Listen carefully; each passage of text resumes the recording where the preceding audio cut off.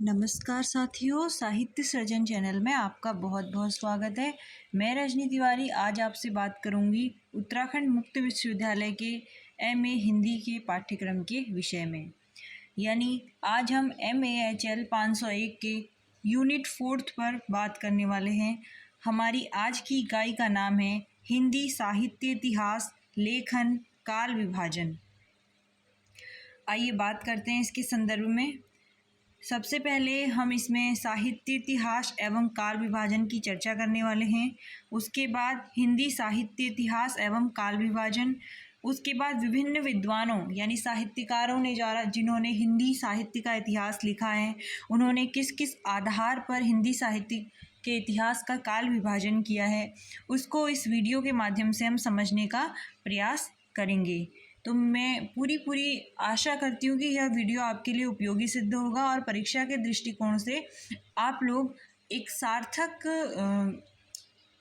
तैयारी इसके माध्यम से कर पाओगे।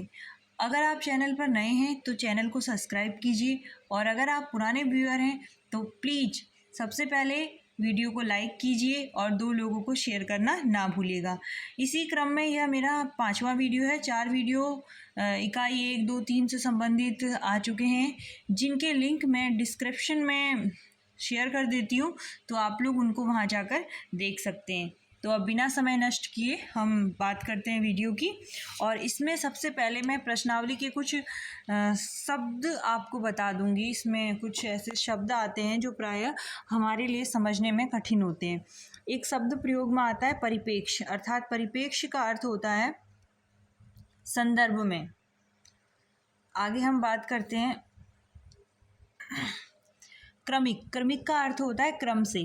और अगला हमारा शब्द है युगानुरूप। युगानुरूप का अर्थ होगा समय के अनुरूप यानी समय के साथ चलने वाला।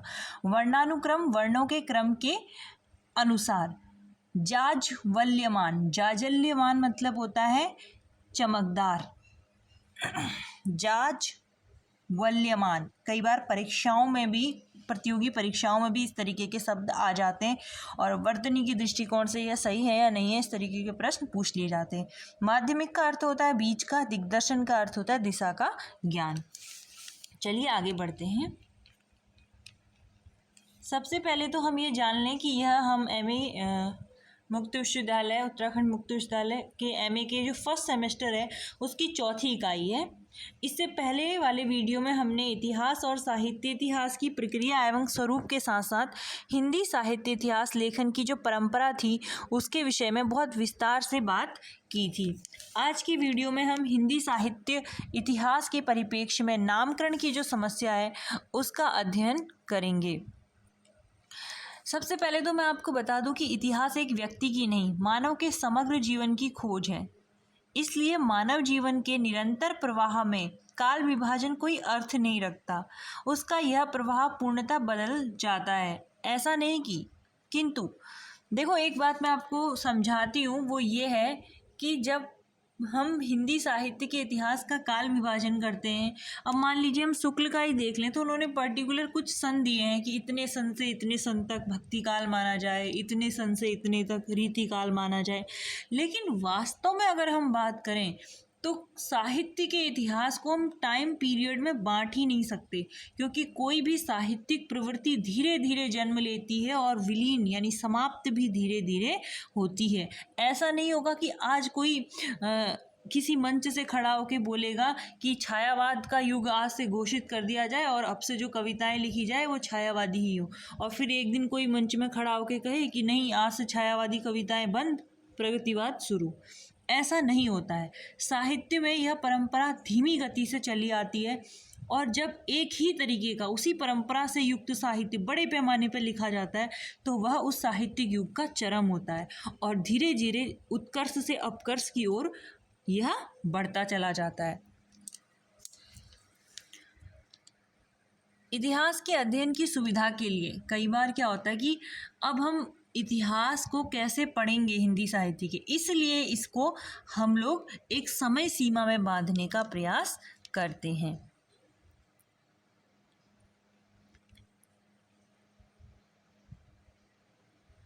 इसके बाद देखिए यहाँ पर कुछ प्रश्न है सही गलत जो आपकी चौथी यूनिट में शामिल हैं, इसीलिए मैंने उनको यहाँ पर उनका जिक्र किया है। सही अथवा गलत लिखिए। पहला है इतिहास व्यक्ति जीवन की खोज है। जैसा कि अभी अभी हम ऊपर मैंने आपको बताया है कि इतिहास केवल व्यक्ति जीवन की बात नहीं करता, इतिहास एक व्यक्ति की नहीं मानव के समग्र जीवन की खोज है। तो ठीक है, व्यक्ति जीवन की खोज नहीं, समग्र जीवन की खोज है। इसलिए मानव जीवन के निरंतर प्रवाह में काल विभाजन कोई अर्थ नहीं रखता। उसका यह प्रवाह पूर्णतः बदल जाता हो ऐसा नहीं है, किंतु इतिहास के अध्ययन की सुविधा की दृष्टि से यादृच्छिक रूप में उसे विभिन्न कालों में विभाजित कर लिया जाता है, ताकि एक काल विशेष में उसके जीवन में जो आरोह अवरोह हुए हैं और उनके कारणों का पता लगाया जा सके। समान साहित्यिक आदर्शों को, मानकों को, रूढ़ियों के उद्भव और विकास और लोप के कारणों का पता लगाने की चेष्टा इसमें की जाती है। तो हमारा पहला जो स्टेटमेंट है यहाँ पे सही अथवा गलत का, वह गलत हो जाएगा। इसके बाद अगला है साहित्य इतिहास के अंतर्गत काल विभाजन एक महत्वपूर्ण समस्या है। हाँ, यह बिल्कुल सही कथन है, क्योंकि साहित्य इतिहास के अंतर्गत काल विभाजन वाकई एक दुष्कर कार्य है। तीसरा है हिंदी साहित्य में मध्यकाल का अर्थ भक्ति तथा रीतिकाल होता है। तो यह भी हमारा स्टेटमेंट सही है। चौथा है काल विभाजन आत्मपरक होता है। जी नहीं, तो यह हमारा गलत हो जाएगा। ठीक है, तो अब ये तो हमने इससे संबंधित जो प्रश्न थे उनके उत्तर खोजने के यहाँ पे प्रयास किए। अब हम बात करेंगे हिंदी साहित्य इतिहास एवं काल विभाजन। हिंदी साहित्य के इतिहास की एक लंबी परंपरा हमें देखने को मिलती है। इस लंबी परंपरा का एक साथ अध्ययन न केवल असुविधाजनक है, बिल्कुल असंभव सा भी है। एक साथ अगर यह इतिहास कोई हमें परोस दे तो शायद उसको पचा पाना, उसको समझ पाना किसी के लिए भी दुष्कर हो सकता है। यही कारण है कि साहित्य के विकास में समय समय पर जो परिवर्तन हुए और इन परिवर्तनों के समानांतर जो धाराएं विकसित हुई, उनका विभाजन अध्ययन को सुगम बना देता है।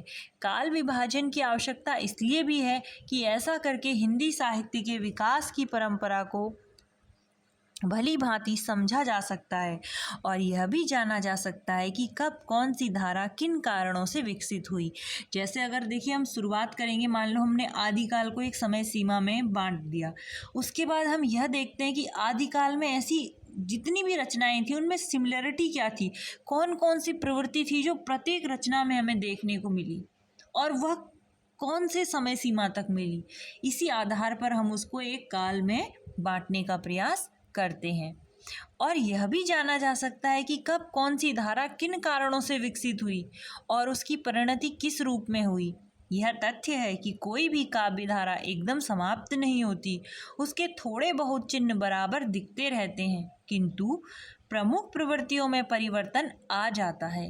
हिंदी साहित्य के प्रारंभिक इतिहास लेखकों में गारसा दत्तासी, शिव सिंह सेंगर आदि के नाम लिए जाते हैं, किंतु इन्होंने काल विभाजन की ओर ध्यान नहीं दिया। सर्वप्रथम इस ओर ध्यान देने वाले विद्वानों में डॉक्टर ग्रियर्सन का नाम आता है। उन्होंने अपने ग्रंथ the modern vernacular of Hindustan में काल विभाजन का एक प्रयास किया है। उनके ग्रंथ में दिए गए अध्याय काल विशेष के सूचक हैं, किंतु विडंबना यह रही कि उनके बाद के इतिहास लेखकों के पश्चात मिश्र बंधु विनोद जो उनकी पुस्तक थी उसमें हिंदी साहित्य की लंबी परंपरा को पहले 5 भागों में विभाजित किया और बाद में उन्हें 9 कालखंडों में विभक्त कर दिया। किंतु मिश्र बंधु का जो यह प्रयास था वह बाद के लेखकों को स्वीकार नहीं हुआ, क्योंकि यह अव्यवस्थित, अप्रामाणिक और आवश्यकता से अधिक लंबा माना गया। ऐसी स्थिति में आचार्य शुक्ल सामने आए, यानी रामचंद्र शुक्ल जी सामने आए और उन्होंने पहली बार एक व्यवस्थित काल विभाजन प्रस्तुत करने का प्रयास किया। यद्यपि उनके काल विभाजन में भी समय के साथ कतिपय यानी कुछ त्रुटियां हमें प्राप्त होती हैं, किंतु काल विभाजन की आवश्यकता और महत्ता इस दृष्टि से भी है कि ऐसा करके ही हम हिंदी साहित्य की लंबी परंपरा का सम्यक तथा तटस्थ मूल्यांकन करने की ओर प्रवृत्त हो सकते हैं। काल विभाजन कोई भी हो, यह निश्चित रूप से नहीं कहा जा सकता कि किसी भी प्रामाणिक कहे जाने वाले काल विभाजन में कोई त्रुटि नहीं होगी। अध्येता के सामने अध्ययन की समस्या होती है। वह विकास की लंबी परंपरा को स्पष्ट रूप से जानना और समझना चाहता है। उसकी यह इच्छा तभी पूर्ण हो सकती है जबकि एक सुविधाजनक, सरल, प्रमुख बिंदुओं को उभारने वाला काल विभाजन सामने हो। यह तो नहीं कहा जा सकता कि कोई भी काल विभाजन अपने आप में पूर्ण होगा और उसके बाद किसी और काल विभाजन की आवश्यकता नहीं पड़ेगी, किंतु यह तो माना ही जा सकता है कि काल विभाजन ऐसा होना चाहिए जो परिस्थिति, प्रवृत्ति और रचनाकारों की स्थिति को उजागर करता हो। इन्हीं सब कारणों से काल विभाजन की आवश्यकता और महत्ता हम सबको महसूस होती रहेगी। अब हम बात करेंगे काल विभाजन का आधार क्या माना जाए। काल विभाजन के आधार में हम ये मान सकते हैं कि कर्ता के नाम के आधार पे, प्रवृत्ति के नाम के आधार पर, शासक के नाम के आधार पर, साहित्यकार के प्रभाव के नाम के आधार पर, इन जैसी प्रवृत्तियों की बहुलता के आधार पर नामकरण और काल विभाजन किया जा सकता है। ठीक है, जैसे आप देखते हो ना, भारतेंदु युग, द्विवेदी युग, प्रसाद युग, गांधी काल, चैतन्य काल, इनके लिए किसी पर्टिकुलर नाम का क्यों, जैसे एक सिंपल उदाहरण देती हूँ, जैसे आज हम क्या कहते हैं, मोदी युग है ना, तो आज के युग में अगर हम देखें तो कई चीज़ें हमको मोदीमय नज़र आती हैं, जो छाया हुआ है मतलब। तो उस युग की अगर हम बात करते हैं, उस टाइम पीरियड की अगर बात होगी, अब ऐसा तो है नहीं ना कि पूरा देश केवल एक व्यक्ति चला रहा है, लेकिन उसका जो व्यक्तित्व है वो इतना ज़्यादा विशाल हो गया है, विशाल बरगद की भांति हो गया है कि छुटपुट उसके नीचे दिखाई ही नहीं दे रहे हैं। ठीक इसी तरह द्विवेदी जी, महावीर प्रसाद द्विवेदी जी का व्यक्तित्व इतना विराट था कि उसके नीचे जो बड़े छोटे छोटे कवि थे या साहित्यकार थे वह कुछ भी नहीं थे। तो उन्हीं का नाम रख कर, हालांकि उनने भी उसी प्रवृत्ति पर रचनाएं की होंगी जिस पर महावीर प्रसाद द्विवेदी जी ने की होगी, लेकिन नाम पड़ा द्विवेदी जी के टाइम पे। तो यानी कई बार क्या होता है कि जब कोई कर्ता होता है या प्रवृत्ति होती है या शासक होता है, उसके नाम पर भी नामकरण या काल का विभाजन कर दिया जाता है। अब हम बात करते हैं सबसे पहले ग्रिशम द्वारा प्रतिपादित काल विभाजन। आपको पहले वाले वीडियो में भी मैंने बताया था, मैं फिर रिपीट करती हूँ कि जॉर्ज ग्रियर्सन जो थे, उनकी पुस्तक का नाम क्या था, the modern vernacular literature of Hindustan 1889। ठीक, ये जो है पहला इतिहास ग्रंथ है जिसमें हमें काल विभाजन देखने को मिलता है। इसको आप नोट कर लीजिएगा, ये लाइन बहुत इंपॉर्टेंट है। पहला इतिहास ग्रंथ है जिसमें हमें काल विभाजन देखने को मिलता है। आगे ध्यान से सुनिएगा। भले ही हम उस विभाजन से सहमत न हों, किंतु काल विभाजन की दृष्टि से उसका बीजपन करने वाला ग्रंथ होने की दृष्टि से उसका ऐतिहासिक महत्व, बीजोपन का मतलब होता है बीज बोना, शुरुआत करना, उसे कोरा कवि नामावली ग्रंथ कहना लेखक के साथ अन्याय करना होगा। कुछ बातों की दृष्टि से हमें इस ग्रंथ का ऋण स्वीकार करने में संकोच नहीं करना चाहिए। वैसे भी सर जॉर्ज ग्रियर्सन का नाम आधुनिक भारतीय साहित्य और भाषाओं के इतिहास में अमर रहेगा। लिंग्विस्टिक सर्वे ऑफ इंडिया उनकी कीर्ति का जाज्वल्यमान स्तंभ है। मैंने ये शब्द का अर्थ आपको पहले ही बताया था, जाज्वल्यमान। जाज्वल्यमान का अर्थ होता है चमकदार।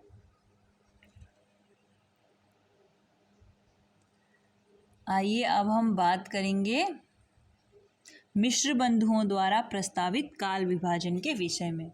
जैसा कि हम सभी जानते हैं कि मिश्र बंधु में गणेश बिहारी और श्याम बिहारी और सुखदेव बिहारी मिश्र, ये 3 भाई आते हैं। ठीक है, अब इन तीनों के सम्मिलित को हम मिश्र बंधु कहते हैं और इनके द्वारा लिखा गया सर्व प्रसिद्ध ग्रंथ है मिश्र बंधु विनोद।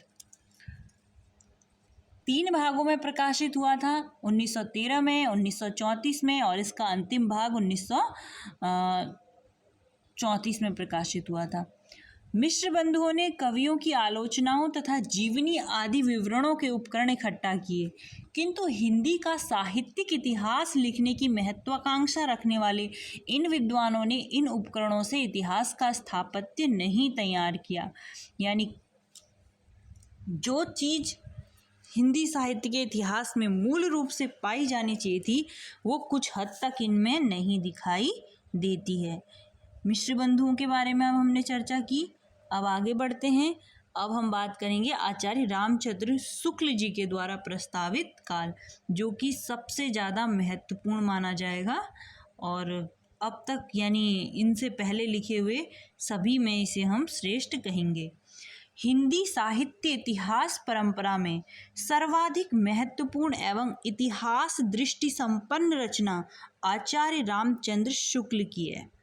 ठीक है, शुक्ल जी ने जो लिखा था हिंदी साहित्य का इतिहास, जिसका प्रकाशन 1929 में हुआ था, अपने इतिहास के आरंभ में ही आचार्य शुक्ल अपनी इतिहास दृष्टि का परिचय देते हुए लिखते हैं।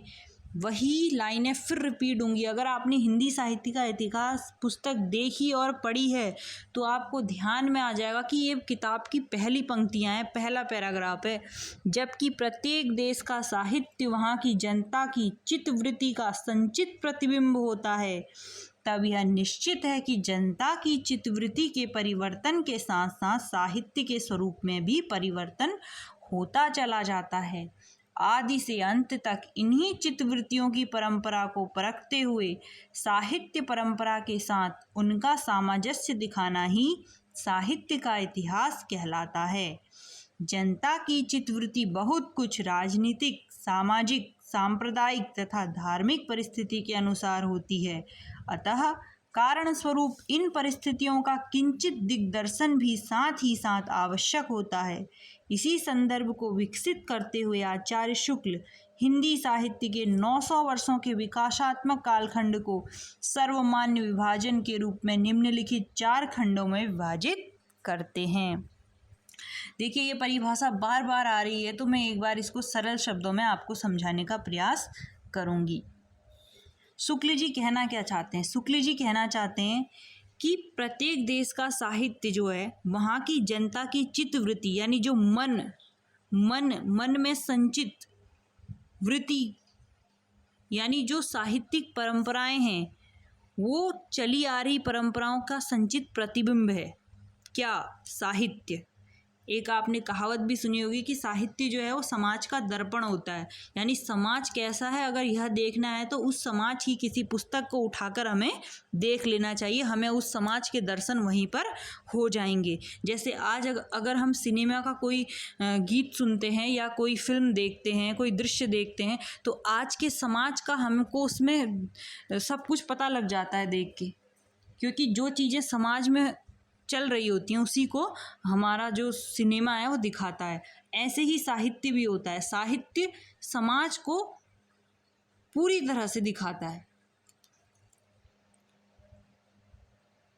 तो ये कहा गया है कि किसी भी देश का साहित्य वहाँ की जनता की चित्तवृत्ति का संचित प्रतिबिंब है, इकट्ठा किया हुआ प्रतिबिंब है।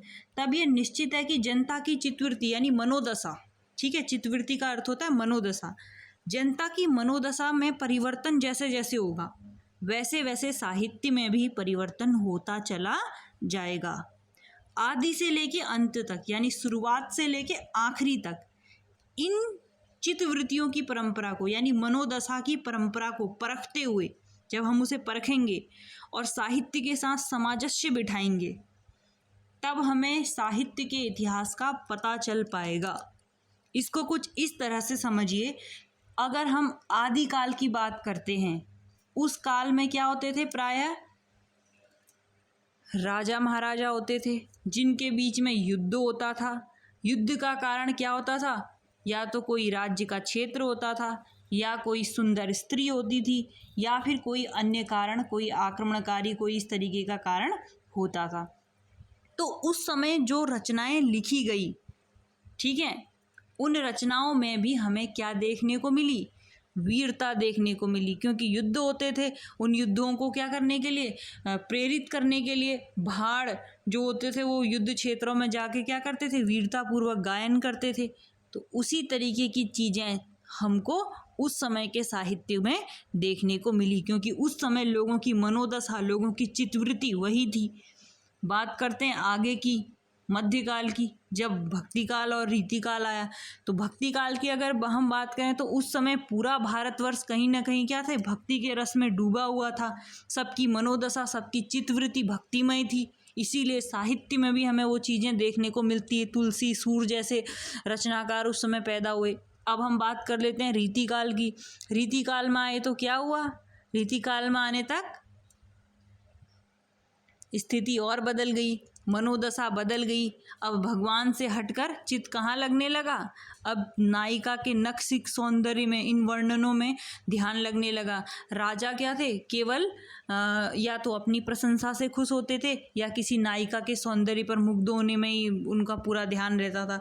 तो उस समय केशव और अन्य जो बड़े बड़े कवि पैदा हुए, उन्होंने क्या किया, केवल उन्होंने यही काम किया, राजा की प्रशंसा की जाए या फिर नायिका के सौंदर्य का वर्णन किया जाए या अलंकार काव्य लिखे जाएं या रस काव्य लिखे जाएं। तो कहने का मतलब यह है कि जैसी समाज की मनोदशा थी, चित्तवृत्ति थी, वैसा ही समाज में साहित्य भी रचा गया। और इसी तरह इन चित्तवृत्तियों को यानी मनोदशाओं को परखते हुए साहित्य की परंपरा के साथ जब सामंजस्य बिठाया जाता है तो इसी के द्वारा हम साहित्यिक इतिहास को लिखने में सक्षम हो पाते हैं। और जनता की चित्तवृत्तियों में केवल ये सारी चीज़ें क्यों होती हैं, इसके कुछ कारण होते हैं, राजनीतिक कारण भी होते हैं, सामाजिक कारण होते हैं, सांप्रदायिक कारण होते हैं, धार्मिक कारण होते हैं। इन सभी को भी देखा जाता है। यही शुक्ल जी कहना चाह रहे हैं। उम्मीद करती हूँ आपको ये समझ में आ गया होगा। और शुक्ल जी ने 900 वर्ष के इतिहास को 4 कालों में बांटा था, सब जानते हैं, पहले इस बारे में चर्चा हो चुकी है। शॉर्ट में बताऊंगी, जिन्होंने नहीं देखा है वो इससे पहले की वीडियोस देख लीजिए, उनमें ये सारी चीज़ें एक एक बात आपको क्लियरली बताई गई है। आदिकाल है, इसमें वीरगाथा काल इन्होंने नाम दिया था, और आदिकाल बाद में हजारी प्रसाद द्विवेदी जी ने दिया था। इसको संवत 1050 से 1375 इन्होंने माना है। पूर्व मध्यकाल को भक्तिकाल और रीतिकाल 2 भागों में बांटा था इन्होंने, पूर्व मध्यकाल और उत्तर मध्यकाल। पूर्व मध्यकाल यानी भक्तिकाल 1375 से लेकर 1700 संवत तक, और उत्तर मध्यकाल रीतिकाल संवत 1700 से 1900 तक, और आधुनिक काल गद्यकाल जिसे इन्होंने बोला था 1900 से लेकर 1984 तक। तो इस तरह यह इनका काल विभाजन हो गया है। आचार्य रामचंद्र शुक्ल जी ने जो काल विभाजन प्रस्तुत किया है वह न केवल प्रौढ़ है अपितु आजकल भी एक सीमा तक मान्य है। इसमें केवल एक ही त्रुटि नजर आती है, और वह भी इसलिए कि नए अनुसंधानों ने उस त्रुटि की ओर इशारा कर दिया है। वह त्रुटि यह है कि शुक्ल जी ने अपने अपभ्रंश युग को हिंदी साहित्य का आदिकाल माना है तथा तथ्य वर्तमान अनुसंधानों के परिप्रेक्ष्य में तर्कसंगत नहीं लगता है। यद्यपि यह सत्य है कि शुक्ल जी ने आदिकाल की सीमा को 1050 से प्रारंभ मानकर यथार्थ से अधिक निकट जाने का प्रयास किया है। आचार्य शुक्ल ने जो काल विभाजन प्रस्तुत किया उसके संबंध में आचार्य हजारी प्रसाद द्विवेदी ने कुछ मौलिकताएं प्रस्तुत की हैं। यानी आप एक चीज़ को बढ़िया करके समझ लीजिए, अगर आप हिंदी के विद्यार्थी हैं तो आपको ये मालूम होना चाहिए कि रामचंद्र शुक्ल जी द्वारा स्थापित की गई मान्यताओं का खंडन करने की क्षमता अगर किसी आलोचक में रही है तो वह है हजारी प्रसाद द्विवेदी जी। ठीक है।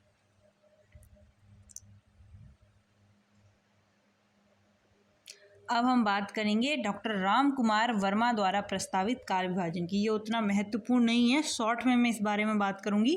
आचार्य रामचंद्र शुक्ल के पश्चात डॉक्टर राम कुमार वर्मा ने हिंदी साहित्य का आलोचनात्मक इतिहास में काल विभाजन को एक नई दिशा देने की चेष्टा की। उन्होंने सबसे पहले जो आदिकाल था उसे संधि काल कहा, उसके बाद उनका चारण काल आया, फिर भक्ति काल आया, फिर रीति काल आया, और उसके बाद उनका आधुनिक काल आता है। इस प्रकार से उन्होंने भी क्या किया, कुछ नवीनता लाने की प्रयास उन्होंने किया है, और नवीनता ग्रहण करने का साहस तो उन्होंने दिखाया है, किंतु इसमें भ्रामकता अधिक है, निश्चयात्मकता कम है।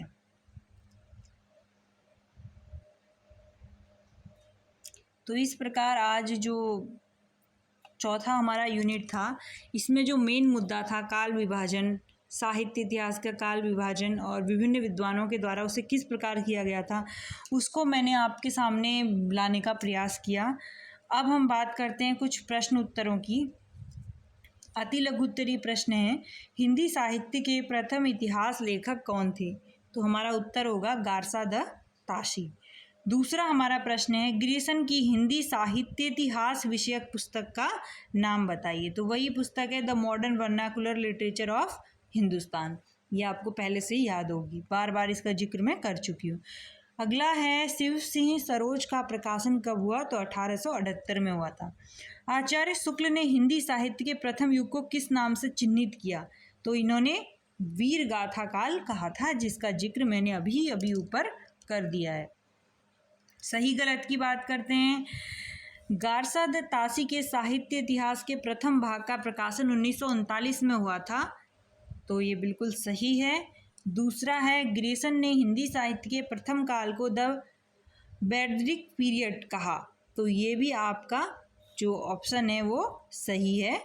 उसके बाद है, आचार्य शुक्ल ने हिंदी साहित्य के इतिहास को 5 प्रमुख कालों में विभाजित किया, जो कि गलत है, 4 में किया था। अगला है, हिंदी साहित्य का आलोचनात्मक इतिहास पुस्तक के लेखक डॉक्टर श्याम सुंदर दास हैं, जो कि गलत है। ये भी मैंने इसका राइट आंसर जब हम पहले मिलान वाला कर रहे थे इससे पहले के वीडियो में, तो मैंने उस पर चर्चा कर दी है। अगर आप लोग निश्चित रूप से अच्छी तैयारी करना चाहते हैं तो आप लोगों को वीडियो पूरे देखने हैं, स्किप नहीं करने हैं, क्योंकि स्किप करने से कॉन्सेप्ट जो है वो डिस्टर्ब हो जाते हैं, वो समझ में नहीं आ पाते हैं। उसके बाद यहाँ पर 2 प्रश्न आए। देखिए, ये प्रश्न मैं आपके सामने इसलिए लेकर आई हूँ क्योंकि जितना डिस्कशन मैंने ऊपर किया है वो अगर आपने समझा होगा तो निश्चित रूप से आप इन 2 प्रश्नों के उत्तर देने में स्वयं को सक्षम पाएंगे। पहला हमारा प्रश्न है, हिंदी साहित्य इतिहास के परिप्रेक्ष्य में साहित्य की प्रमुख समस्याओं पर एक वृहद निबंध लिखिए, जो कि ऊपर के हमारे डिस्कशन से आसानी से आप कर सकते हैं। काल विभाजन की समस्या से आप क्या समझते हैं? हिंदी साहित्य के संदर्भ में काल विभाजन पर विभिन्न विद्वानों के मतों का विश्लेषण कीजिए। तो आप बहुत अच्छी वो डेफिनेशन जो है शुक्ल की वो दे सकते हैं। और ये जितने मैंने ग्रिसन, मिश्र बंधु, आचार्य रामचंद्र शुक्ल, डॉक्टर राम कुमार वर्मा, डॉक्टर गणपत चंद्र गुप्त, इनके द्वारा जो प्रस्तावित काल विभाजन थे जो मैंने अभी डिस्कस किए, वही इसके आंसर होंगे। तो आप लोग वीडियोस को ध्यान से देखिए, कॉपी और पेन लेके बैठिए और नोट्स बनाइए, ताकि परीक्षा के समय आप लोगों को भटकने की आवश्यकता ना हो।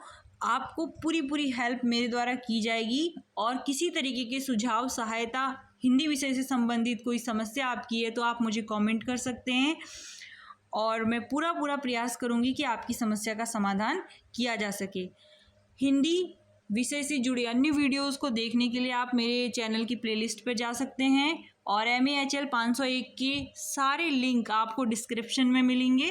तो मिलते हैं अगले वीडियो में, तब तक के लिए सिर्फ एक छोटी सी गुजारिश है कि प्लीज़ जाते जाते चैनल को सब्सक्राइब कीजिए, 2 लोगों को शेयर कीजिए, लाइक कीजिए। Thank you.